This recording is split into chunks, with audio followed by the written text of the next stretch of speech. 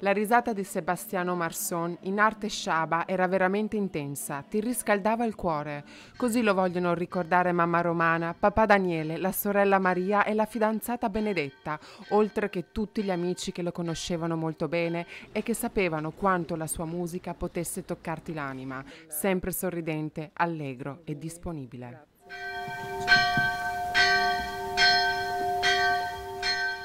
Centinaia hanno gremito la chiesa di Sant'Andrea di Barbarana questa mattina insieme al sindaco Alberto Cappelletto per dare l'ultimo saluto a Sebastiano e celebrare la vita del 22enne, scomparso tragicamente in un incidente stradale lo scorso 20 agosto.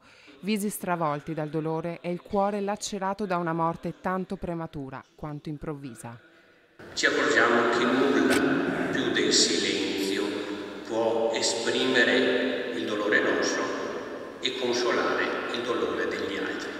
Sebastiano aveva fatto della sua passione una professione, animo allegro e pieno di vitalità. Nel giorno del suo funerale chi lo ama sceglie di ricordarlo con i palloncini e con la sua musica, perché questo non è un addio, ma solo un arrivederci. C'è una unità, che definisco esteriore, fisica, quella tra persone, riassunta da due semplici parole: vogliamoci bene.